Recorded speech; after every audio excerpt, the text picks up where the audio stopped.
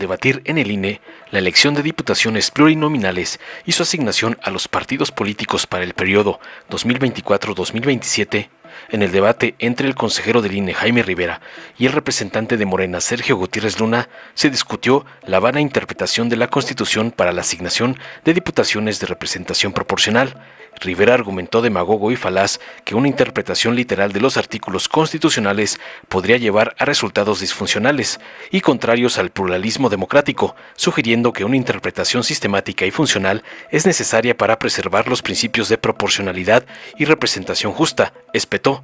Además, destacó demagogo para defender al PRIAN que, aunque existen precedentes interpretativos, el contexto actual exige una reevaluación para asegurar que se mantengan los valores democráticos fundamentales. Concluyó sus falacias. Tras oír al narconsejero, gato del PRIAN y lacayo del señor X, Gutiérrez Luna contundente acusó a algunos consejeros, entre ellos él, de incongruencia y sesgo político al cambiar su postura respecto a la aplicación de las reglas constitucionales, a diferencia de otros procesos electorales. Señaló tajante que la interpretación debe ser clara y conforme a la literalidad de la Constitución vigente, y exhibió que los cambios en las posiciones de los consejeros del PRIAN podrían estar motivados por intereses políticos, cuestionando su imparcialidad y congruencia. Concluyó contundente aseverando la posibilidad de iniciar procedimientos legales como el juicio político contra aquellos que, a su juicio y evidentemente, no cumplieron con su deber constitucional. Veamos enseguida cómo el valiente Gutiérrez Luna despedaza a Rivera, el consejero del PRIAN, por intentar detener la aplanadora de la 4T, como le ordenó su patrón, el narcoampón Claudio X González. Gracias. El acuerdo que este Consejo General debe tomar hoy es de la mayor trascendencia para la República. Por ello debe examinarse con toda seriedad, con rigor jurídico en toda su extensión, con una visión integral y haciéndonos cargo de las implicaciones que la decisión que se adopte tendrá para la conformación de la representación política de la nación.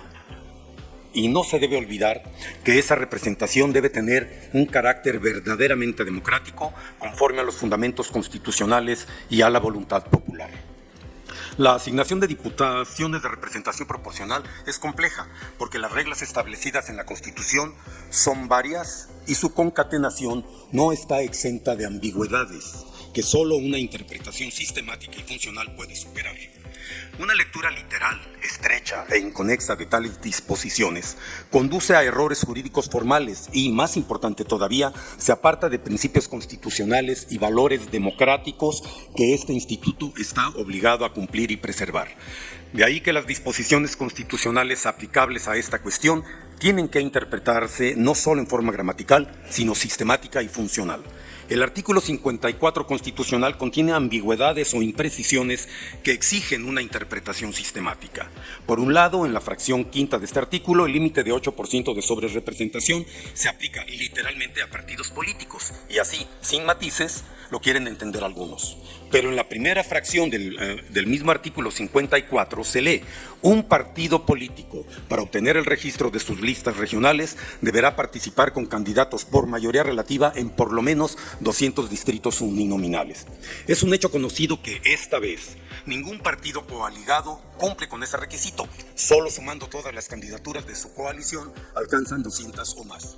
Pero el texto constitucional dice partido político, no coalición. Si esta regla se interpretara literal y aisladamente, los 6 partidos integrantes de las dos coaliciones no tendrían derecho a diputaciones de listas plurinominales. El único partido que cumpliría ese requisito sería Movimiento Ciudadano, porque participa por sí mismo. Si esa disposición constitucional se adoptara de forma literal y aislada, conduciría a un resultado absurdo y disfuncional, contrario al pluralismo. Análogamente, el artículo 56 constitucional relativo al Senado establece: la senaduría de primera minoría le será asignada la fórmula de candidatos que encabece la lista del partido político que por sí mismo haya ocupado el segundo lugar en número de votos en la entidad de que se trate. Dice partido, no coalición. Una interpretación literal cambiaría sustancialmente las asignaciones de primera minoría. Es evidente que en el acuerdo relativo al Senado, como viene, se aplica una interpretación funcional, donde dice partido también puede entenderse coalición. Por lo tanto, no es una lectura meramente literal del artículo 54 la que permite cumplir las normas y los principios de representación en el Congreso de la Unión. La interpretación funcional es indispensable. En cuanto a los fines superiores de la Constitución, desde la reforma de 1993 se estableció un límite de 315 diputados que puede tener una fuerza política, es decir, un límite por debajo de la mayoría calificada. En el mismo sentido, la reforma de 1996, que no ha sido modificada desde entonces, establece el tope máximo de 300 escaños que un partido puede tener en la Cámara de Diputados. Ambas reformas tienen el fin superior de impedir que alguna fuerza política pueda reformar la Constitución por sí sola, porque la Constitución debe cimentarse en un amplio acuerdo pluralista a fin de reflejar en sus normas la diversidad política que habita en la sociedad. La coalición de los partidos Morena, Verde y del Trabajo configuran una sola fuerza política, nos preguntamos. Sí, es público y notorio. No solo forman una alianza electoral, porque su convenio de coalición los compromete a un programa legislativo común y al objetivo explícito de cambiar juntos como una sola fuerza política, la Constitución en forma radical. Por eso es indispensable una interpretación sistemática y funcional que preserve los fines superiores de la Constitución de pluralismo, proporcionalidad e igualdad del voto ciudadano. Es cierto que también deben tenerse en cuenta los precedentes de interpretación y aplicación de las normas, pero estos, aunque relevantes, no conllevan un mandato absoluto. Deben ponderarse los bienes jurídicos que están en juego. Por lo tanto, es válida una reinterpretación en el actual contexto empírico, que es algo diferente al pasado. Recordemos que la interpretación de las normas para la asignación de curules por el principio de representación proporcional, con respecto a esto, la Suprema Corte de Justicia de la Nación y el Tribunal Electoral del Poder Judicial de la Federación han coincidido en que debe hacerse de forma tal que se garanticen los principios y valores de pluralismo y proporcionalidad que tutela la Constitución. En un sistema electoral mixto como el que rige en México, la representación proporcional tiene la función de atemperar la sobrerepresentación que el sistema de mayoría relativa produce naturalmente en favor de la fuerza política más votada. A su vez, la representación proporcional está destinada a compensar a las minorías a fin de garantizar su representación. Es notorio que unos partidos políticos han recurrido a las coaliciones electorales para eludir los límites constitucionales a la sobrerepresentación. La estrategia consiste en utilizar el siglado de candidaturas para transferir triunfos uninominales a partidos con escasa fuerza electoral.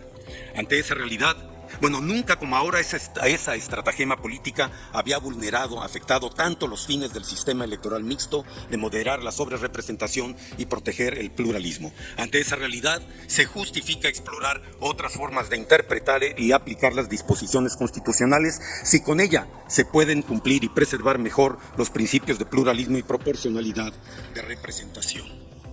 Estamos entonces ante el desafío de invocar y hacer cumplir los valores superiores de la democracia con una interpretación sistemática y funcional de la Constitución y las leyes secundarias, o bien limitarnos a una interpretación literal que se aplica, al parecer, de manera selectiva según algunas conveniencias. Gracias. Gracias, presidenta. Aquí en esta mesa hay 2 consejeras y un consejero que están en su tercer proceso electoral. De ellos 3, solo la consejera Dania Rabel tuvo congruencia.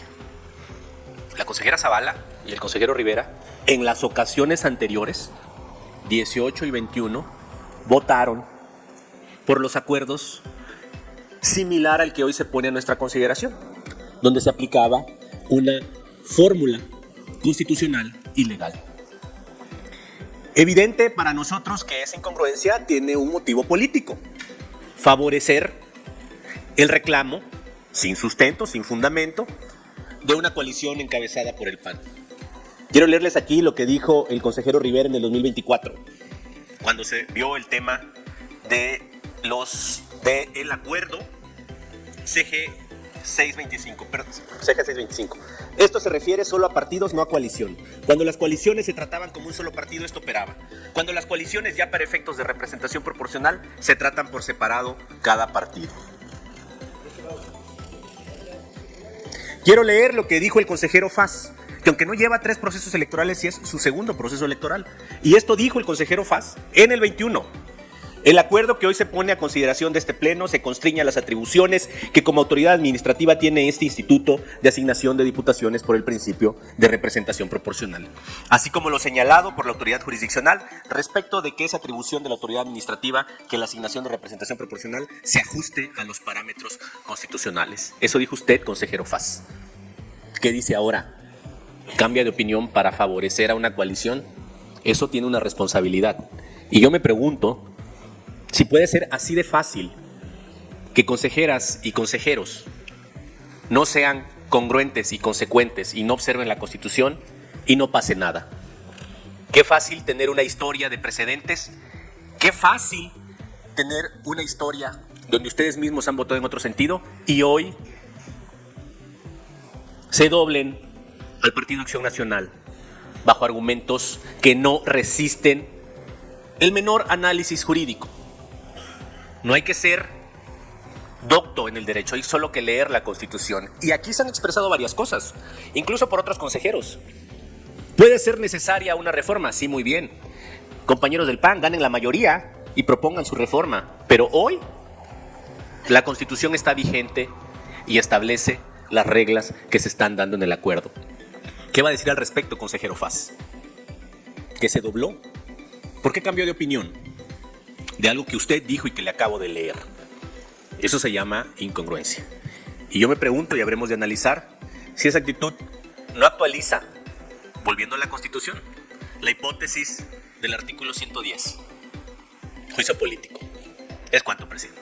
Dale en me gusta, suscríbete, activa la campanita y compártelo para que más gente lo vea.